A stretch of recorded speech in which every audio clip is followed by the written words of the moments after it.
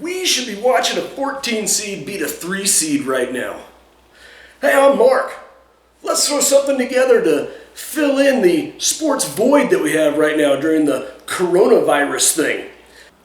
Let's look at 5 forced rivalries that are meh. Let's go rogue. I love college sports, and as of right now, 2 of my favorite pastimes have been canceled.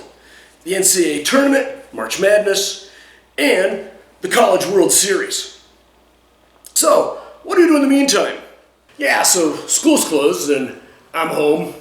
While we're self-quarantining, I can't access the HTGR studios. So, here we are.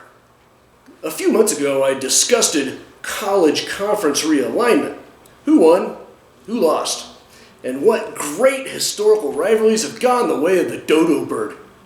Let's take the next logical step. As schools entered new conferences, those conferences had to manufacture new rivalries so that to generate some excitement. But for the most part, a lot of these new rivalries lack the intrigue of anything played before. After upsetting Central Florida in 2014, University of Connecticut coach Bob Diaco had a trophy made depicting a husky on one side and a knight on the other. It would go to the winner of what he called the civil conflict. It was Diaco's hope that UConn and UCF would become the next big rivalry. In 2015, when UCF beat UConn, the players all left the field without the trophy. The rivalry is over. And today, no one knows the whereabouts of the civil conflict trophy. Let's look at some better efforts to manufacture a rivalry. In no particular order. BYU versus Boise State. Once upon a time, BYU played Utah in what was known as the Holy War, when both were members of the Mountain West Conference.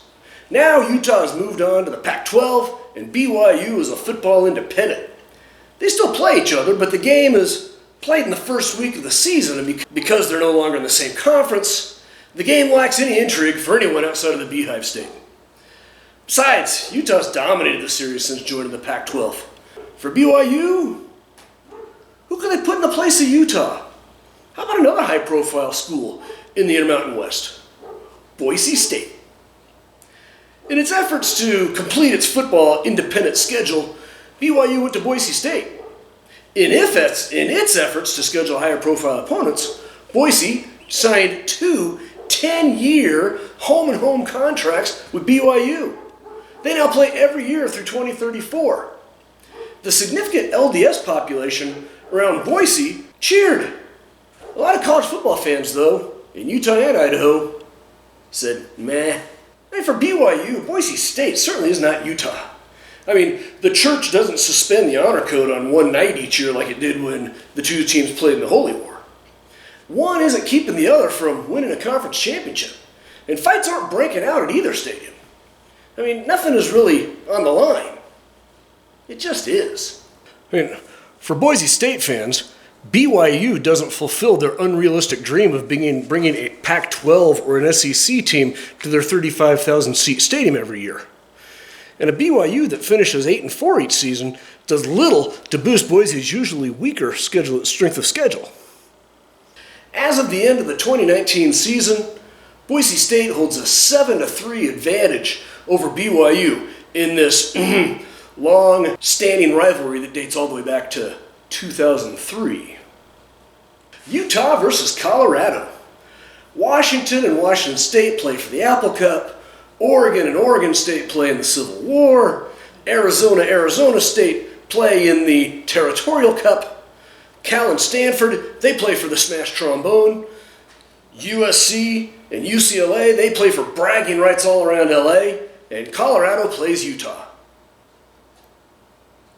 The Big 12 manufactured this rivalry game between Utah and Colorado. It makes some sense. 2 schools out in the Rockies. We mentioned the Holy War. Colorado used to have kind of a rivalry with Nebraska, which ended when the Big 12 imploded. Now the Utes play the Buffaloes in the Rumble for the Rockies. The Rumble for the Rockies. Rivalries. Utah and Colorado did play an annual game between 1903 and 1962 when both were members of the Rocky Mountain Athletic Conference and then the Mountain States Athletic Conference. As of 1962, the Buffaloes had a 30-24-3 advantage. The two then ignored each other for the next 49 years until both teams joined the Pac-12. Since joining the conference, Utah has won 7 of the 9 games between the two. It makes one wonder, though, what did Colorado ever do to Utah? Or what did Utah ever do to Colorado? There was the 1961 game where Utah beat the undefeated and then 8th-ranked Buffaloes, denying them a national title. It makes one wonder, though, what did Colorado ever do to Utah? Or what did Utah ever do to Colorado? I mean, these are like the two most peaceful states in America. I mean, on one side, you've got the frickin' Osmonds. They're like a little bit country and a little bit rock and roll.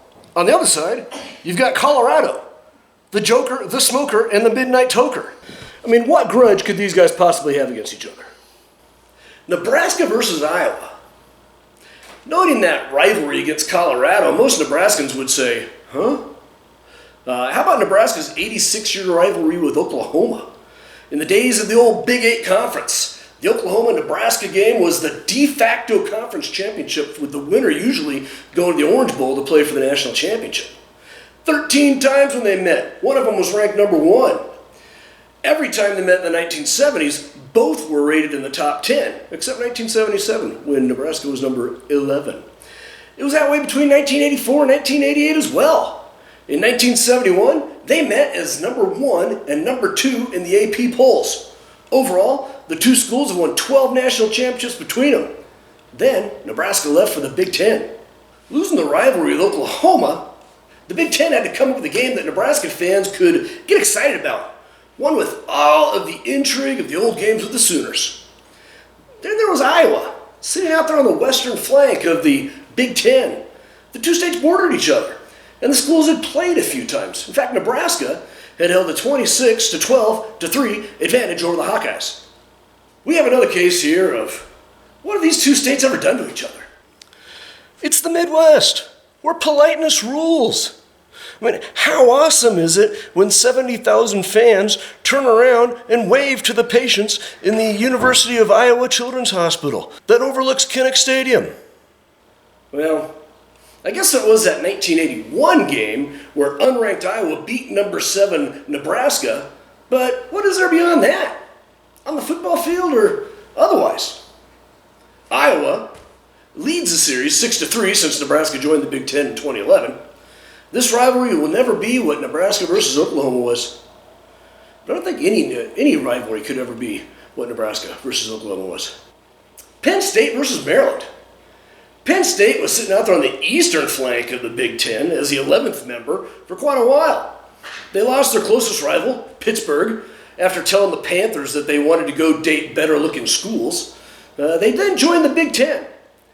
But the day after Thanksgiving games in that conference were already set. Ohio State versus Michigan, Indiana versus Purdue, Minnesota versus Iowa. Who's Penn State got?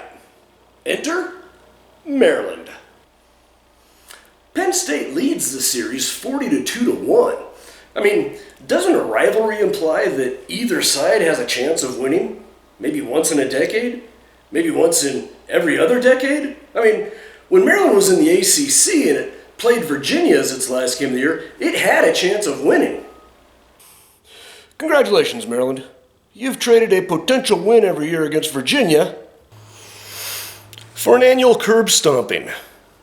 Since Maryland joined the Big Ten in 2014, Penn State has beaten the Terrapins by an average score of 42-11.